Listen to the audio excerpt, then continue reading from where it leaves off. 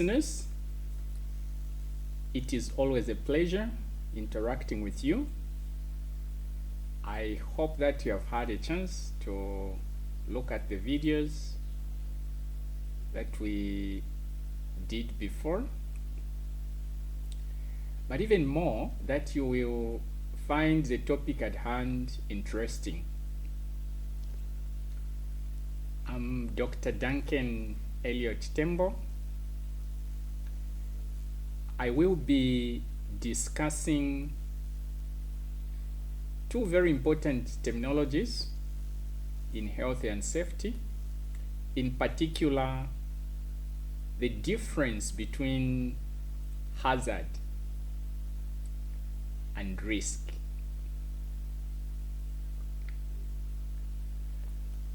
You will notice that hazard and risk are two very important terminologies. They actually form the basis for safety management or risk management. And it is important that they should be well understood. They should be used in a correct way.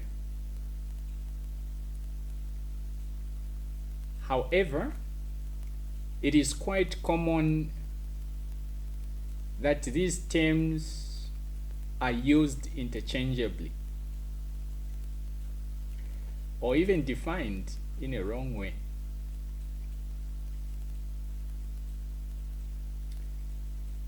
If you look at safety or the word safe,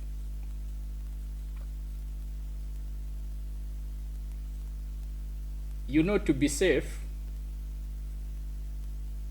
means to take away completely what can hurt you, or putting what can hurt you under control. That's what safety is based on, however you look at it. As I discuss the difference between hazard and risk, I will try to be very basic. Those who will need further details, feel free to look at the other videos that will follow. In the case of this one, you don't have to be, a safety specialist, a safety rep to appreciate this. It's meant generally for everyone. So let's start off. What is a hazard? A hazard is anything that has got potential to cause harm. I believe this is the simplest definition that you can ever find. But I would like to let you know that this is a loaded definition. In fact, when you say anything, the question is, what is anything? There is actually quite a lot that is loaded in that anything. Secondly, a word potential is used. So anything that has potential. And what that tells you is, whether it has caused harm before or it hasn't, for as long as that something has got potential to cause harm, you can comfortably say it is a hazard. Anything that has potential to cause harm is a hazard. If you want to know what a hazard is, test whatever you're thinking about with these three parts. Number one, that's something that you are referring to. Has it got potential to cause harm? If the answer is yes, then you have a hazard. Look at a chemical. Can it cause harm? Yes, it can. That tells you that is a hazard. What about fire? Can fire cause harm? And you see, again, when we say harm, think about, all sorts of harm that it can cause. Fire can burn, fire can damage property, fire can even kill. So it could be any of those, or probably a combination of those. For as long as it can cause harm, then you can say it is a hazard. So anything that has got potential to cause harm is a hazard. What about a cable that is lying in the walkway? Is it a hazard? Test it. Can it cause harm? I mean, think about what happens when someone trips on it. Someone can trip and fall, and in the process of falling, that person can get injured. And that's harm in itself. So it means that that cable is actually a hazard. What about electricity? Contact with naked electrical cables that are powered. They can be shocking, they can be electrocution, and that is harm. So it has potential to cause harm. So anything that has potential to cause harm can be referred to as a hazard.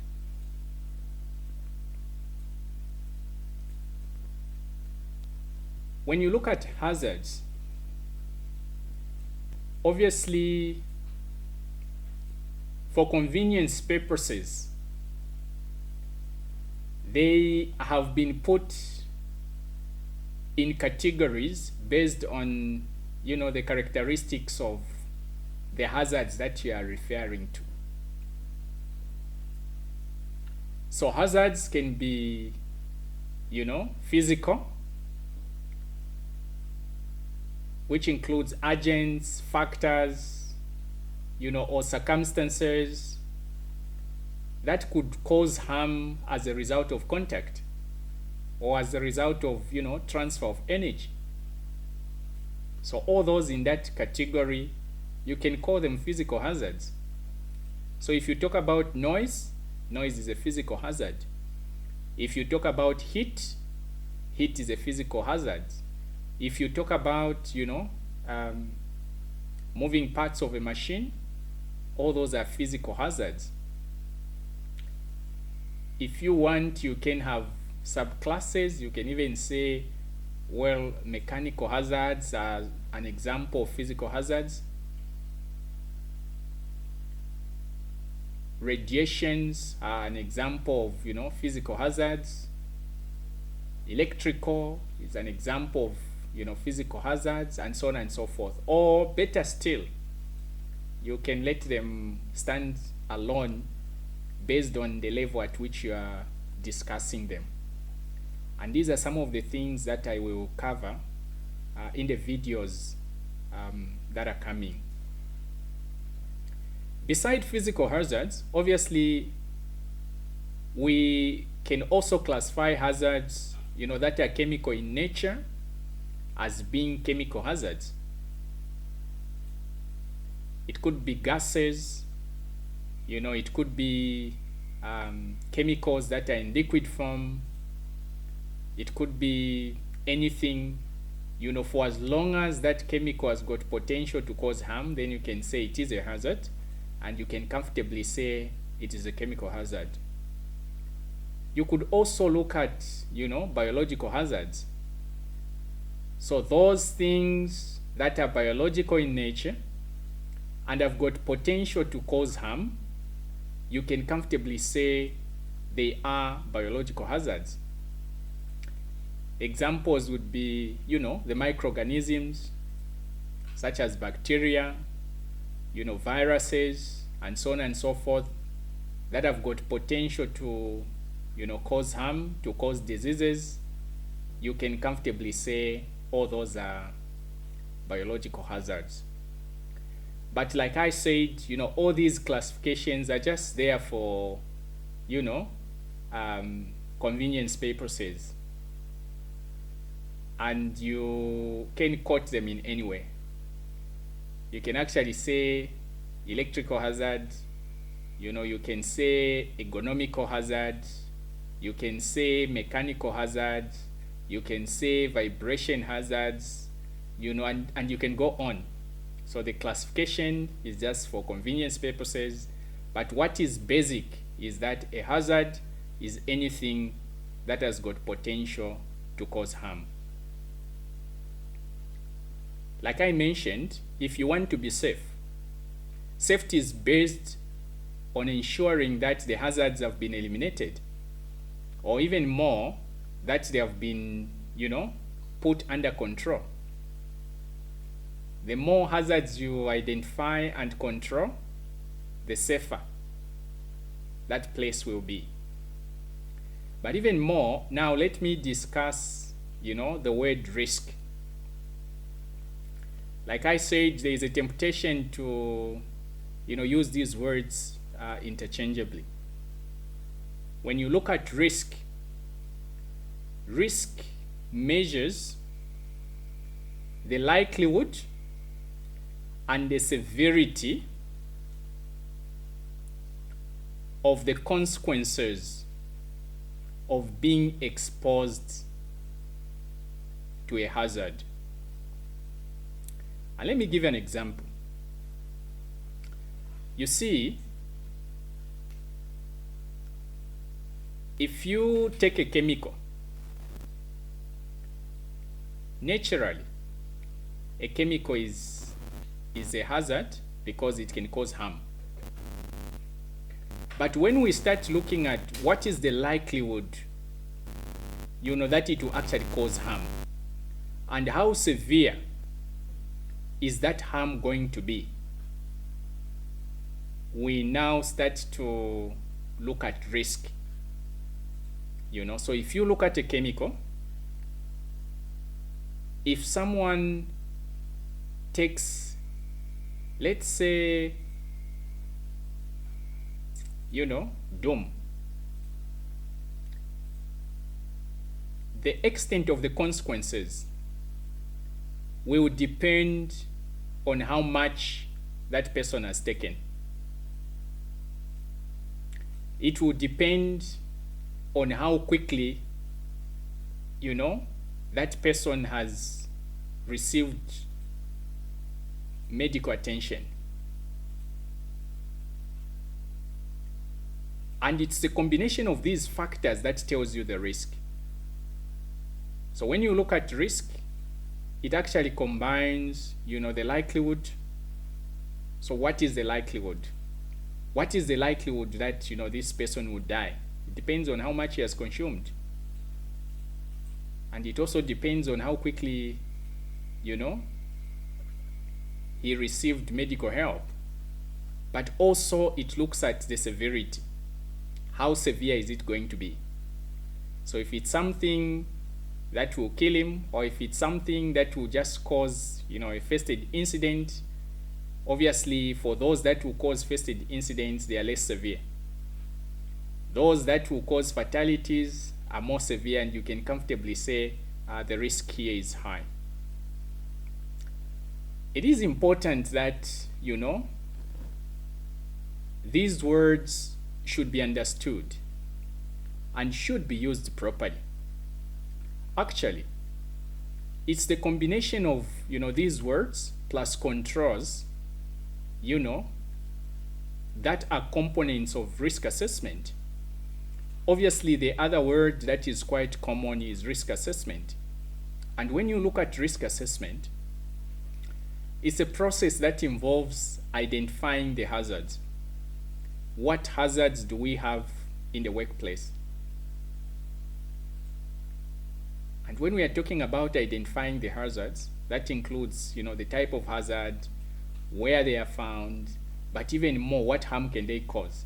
So if, for instance, I was looking at electricity, I could talk about consequences such as property damage, arising from, let's say, a fire as a result of, use of electricity, improper use of electricity. The same improper use of electricity could also give rise to consequences such as, shocks, could give rise to electrocution. So one hazard can actually give rise to a number of consequences. But for me to be able to, properly appreciate the chances of each of those consequences happening, we now bring in an aspect of, assessing the risk. So in risk assessment, the first part is actually to identify the hazards.